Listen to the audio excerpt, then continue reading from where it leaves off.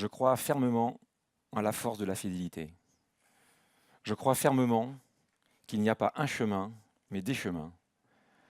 Je crois fermement que chacun sait au fond de lui ce pourquoi il est fait. Cela fait 33 ans que j'ai intégré la même entreprise. 33 ans que j'évolue au même poste. 33 ans que j'ai intégré le peloton de la grande distribution. 33 ans que chaque matin je prends place dans ce peloton pour y donner avec générosité le meilleur de moi-même. Je suis dans une équipe dont je ne suis pas le leader. Être le leader n'a jamais été mon objectif. Je n'ai jamais adhéré à l'idée selon laquelle, que pour être bien dans l'entreprise, il fallait changer de poste. Moi, je suis à mon poste, constant. La constance, ce n'est pas la routine, la planque, la sécurité. Pour moi, la constance demande un effort permanent de renouvellement, d'adaptation et d'observation. J'entretiens cela, je me dois d'être au meilleur niveau. Je suis un coéquipier honnête avec moi-même, honnête avec les autres membres de l'équipe. Et pour être efficace, je dois être conscient de mes capacités. Je mets ces capacités au service de l'équipe, du leader, de l'enseigne. Comme en entreprise, une équipe cycliste, elle est constituée de personnalités aux capacités complémentaires. Moi, je suis un rouleur, à l'allure assurée. Il y a les grimpeurs, légers, véloces. Il y a les sprinteurs, puissants et explosifs. Et le leader, aux multiples capacités. Tous pédalent pour accompagner, soutenir et faire gagner le leader. Parce qu'un leader seul n'est rien, un leader seul ne gagne jamais. Je suis issu d'une famille d'ouvriers. Mes parents m'ont transmis les valeurs du travail et du courage. Les pires terres dans ma famille, être malhonnête ou être feignant. Les deux, c'était pire. Euh, même si les résultats étaient difficiles, je n'ai jamais fait l'économie de ce que je pouvais donner.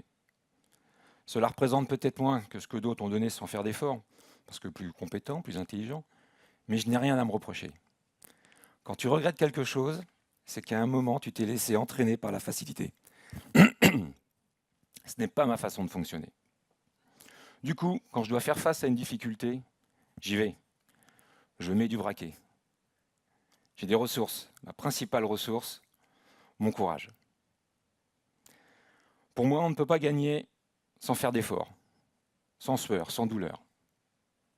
D'ailleurs, ceux qui ne réussissent pas dans le vélo manquent d'endurance à la douleur.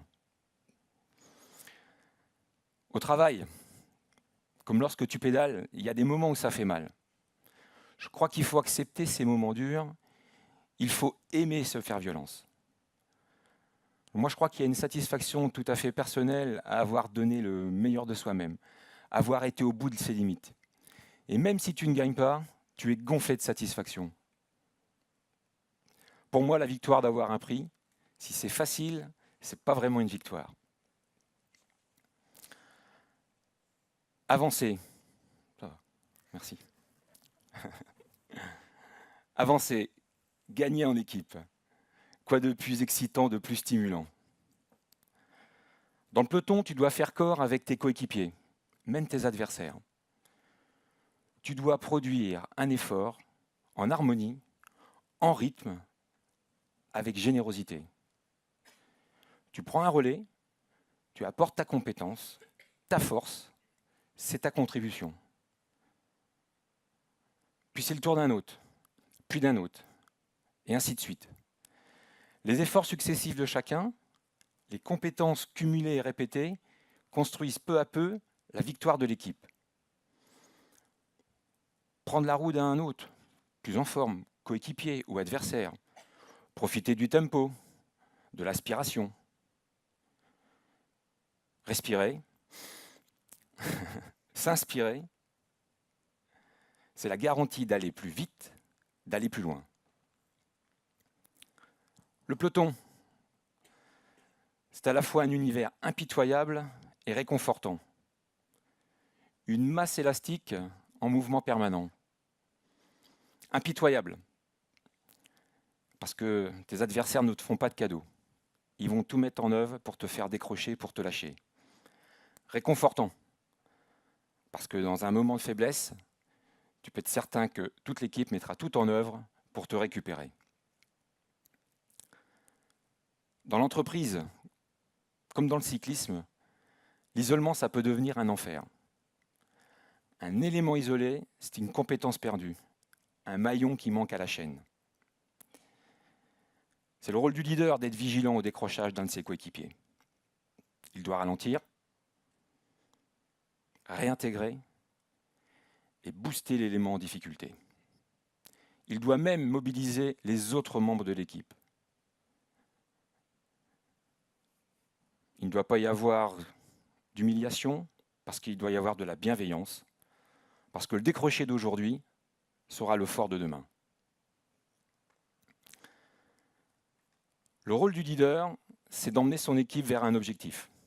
Mais pour cela, il doit les convaincre, les emmener dans sa roue. Et même s'il a des jambes de feu, il doit adapter sa vitesse. Ne pas les lâcher, les entraîner avec lui.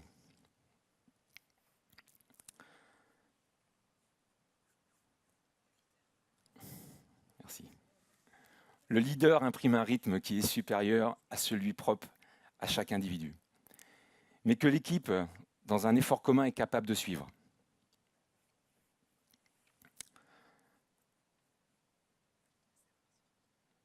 Oui, important.